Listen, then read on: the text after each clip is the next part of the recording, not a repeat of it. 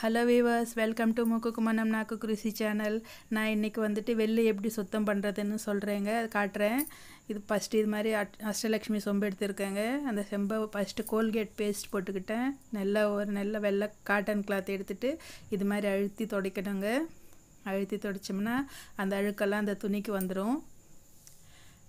நமக்கு வேறு கெமிக்கல் எதுவும் யூஸ் பண்ணாமல் இப்போ வந்துட்டு நமக்கு எதுவும் வேஸ்ட் ஆகாதுங்க. சூடில் போட்டாலும் வெள்ளி கொஞ்சம் கரைஞ்சிடும், சுடு தண்ணியில் போட்டாலும்.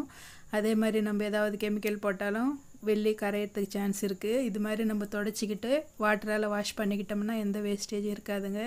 இப்போ எல்லாம் கோல்கேட்டில் தொடச்சிட்டு ஒரு நல்ல கிளாத் எடுத்துகிட்டு தொடச்சிட்டுங்க. அடுத்தது இப்போ வந்துட்டு பான்ஸ் பவுட்ரு போட்டிருக்கேங்க.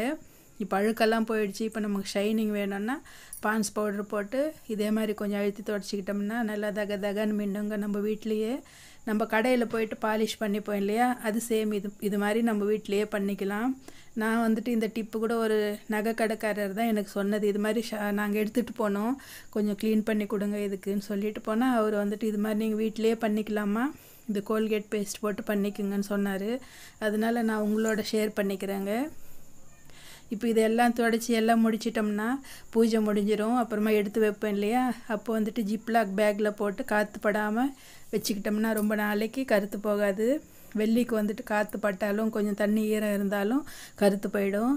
வைக்கும்போது நம்ம அந்த தண்ணியெல்லாம் ஈரம் தொடச்சிட்டு கொஞ்சமாக பவுட்ரு போட்டு ஜிப்லாக் பேக்கில் வச்சிட்டோம்னா ரொம்ப நாளைக்கு நல்லா இருக்குங்க, கலர் மாறாமல். இப்போ கணபதி பூஜையும் வருது இல்லை, விநாயகர் சதுர்த்தி, அதனால் உங்களுக்கும் யூஸ் ஆகும்னு சொல்லிட்டு நான் சொல்கிறேங்க. நமக்கு இது ஒரு நாள் முன்னாடி இது மாதிரி செஞ்சு வச்சுக்கிட்டோம்னா ஈஸியாக இருக்கும்.